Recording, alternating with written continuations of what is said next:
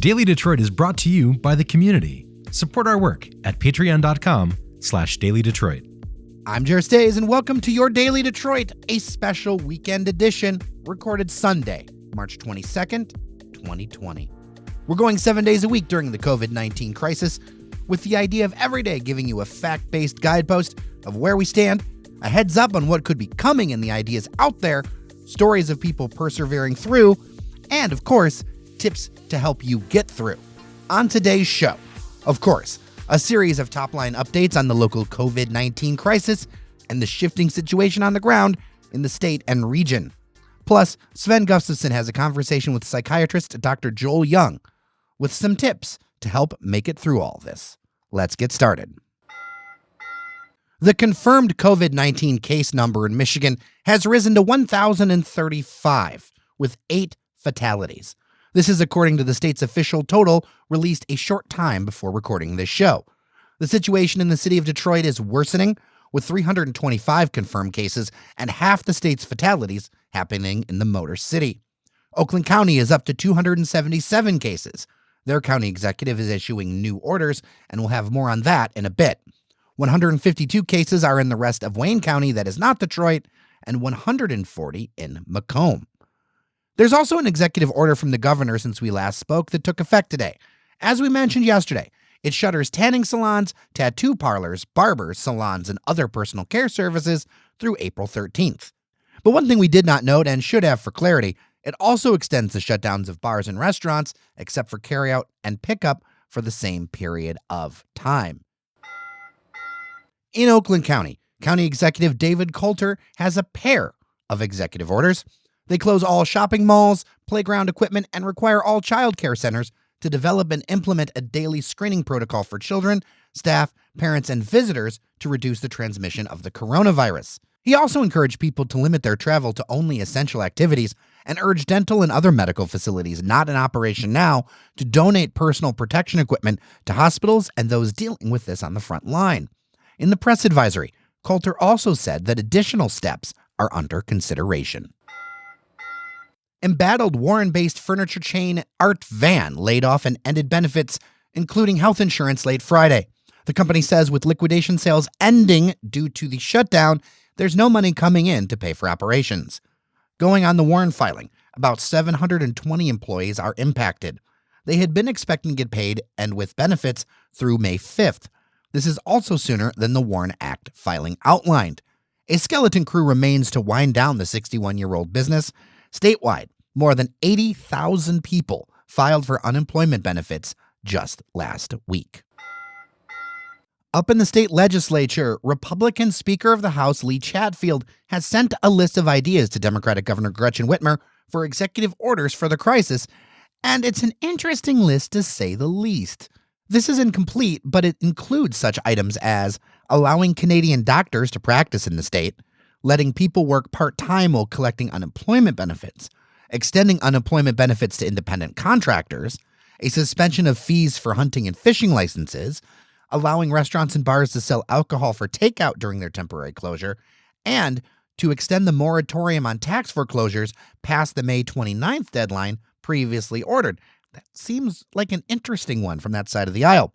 Thoughts? Are these good ideas, bad ones? I have been fascinated as people's political positions have changed throughout this crisis and things develop.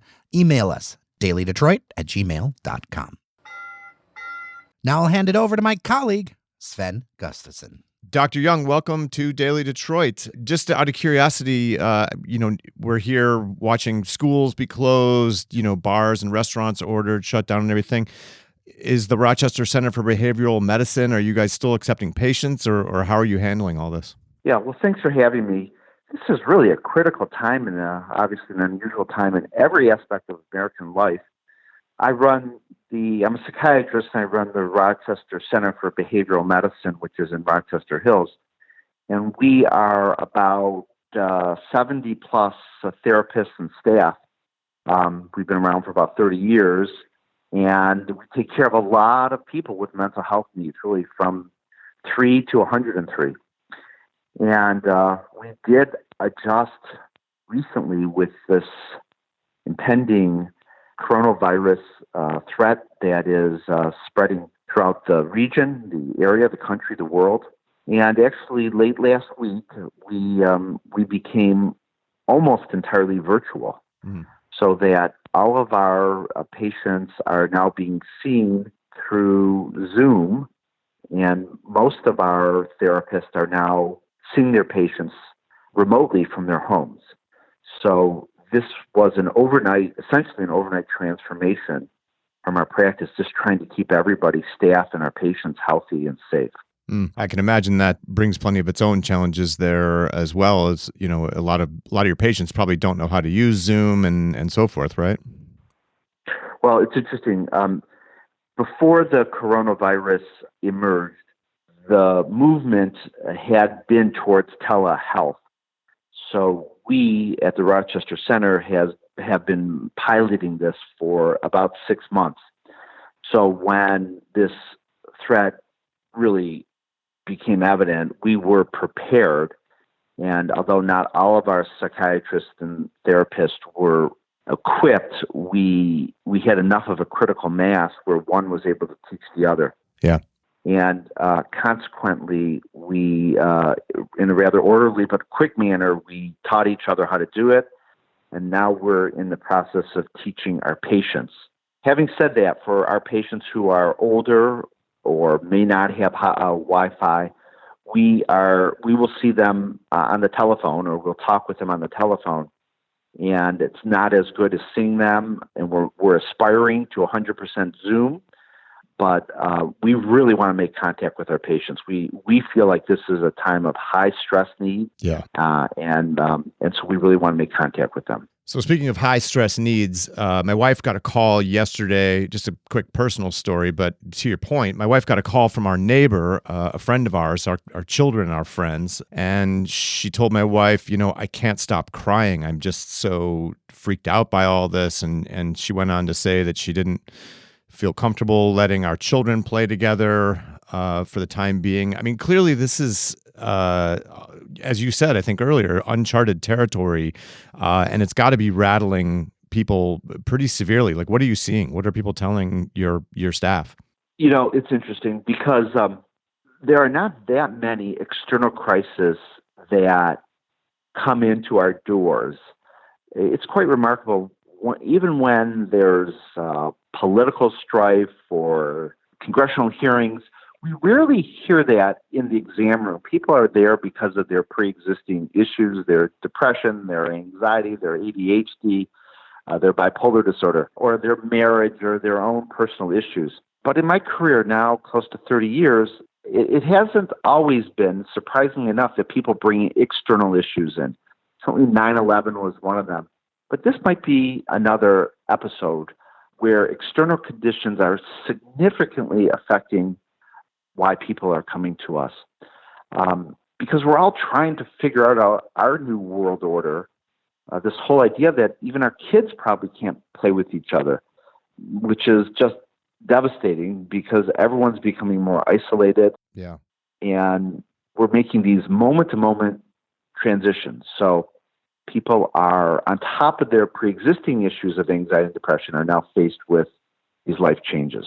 So what kinds of things are you recommending to people as far as coping mechanisms? Like, what can people do to kind of stay above the fray and remain calm here?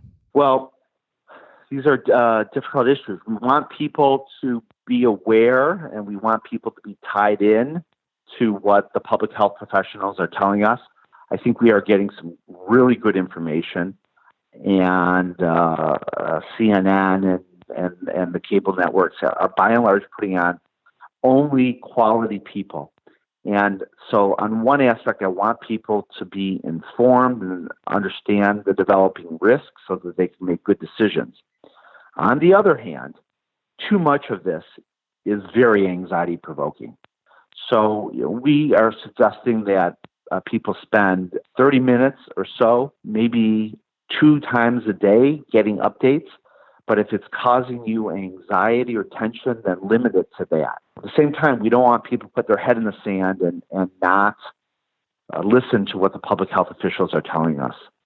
So I think that's first and foremost, knowledge, but not overdoing it. Yeah. Don't go overboard. I think some other things, are important. Obviously, I'm primarily concerned about my patients who have pre-existing conditions and mental health conditions, people with anxiety, depression, ADHD, bipolar disorder, schizophrenia. And I really want everyone to take treatment, their fundamental treatment, so as to be able to handle this new stress well. So one thing we're doing as a clinic is staying open and making sure that people get not only their counseling, but medications if necessary. For those people who don't have pre-existing anxiety and depression, I think good standard practices include good hygiene, trying to eat as good as possible.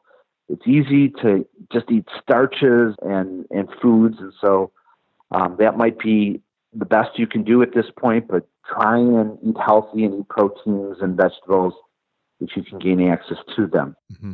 Exercise is good. Families are probably not congregating with other families, which makes it very hard on parents who have young children, underscores how incredibly difficult it is to take care of children. Yes. And how exhausting it is. And so as much as we can, spouses can help one another so it doesn't fall to one person, but it is truly an incredibly taxing experience. And of course, it gives us all so much respect for teachers and kindergarten teachers and elementary school teachers who are doing this on a daily basis. But even they have more than one person to get them through the day. So if you can divide it among safe parents, and that's the best way to proceed. Yeah. So staying on the parents and children angle, any tips for parents to, for ways to talk with their children about this, to help them understand it and to keep them feeling safe and to also keep them, active and positive? There are some videos. I don't have the link to them, but I think that they are available. There are 45-second to 3-minute discussions for children about this. I think depending on the child and their sophistication, I think we want to be positive, and I think we want to keep them away from doom and gloom and catastrophizing this. And I think by socially isolating ourselves, if we teach our children that there is a virus and we have to be careful, but they are going to be safe, we are reinforced by the comfort that although some members of our society, particularly those who are older and have some underlying medical illness, are vulnerable, fortunately children and young adults and adolescents seem to be better protected. We still want to keep them isolated and not interacting with their more vulnerable grandparents or sick relatives, but I think it's good to tell our children that things will be good, that authorities are making good decisions and giving us good information, and we will emerge despite the fact that life looks different right now. All right, Dr. Joel Young, Medical Director and founder of Rochester Center for Behavioral Medicine. Thanks so much for talking with us on Daily Detroit. My pleasure. Good luck to everyone out there.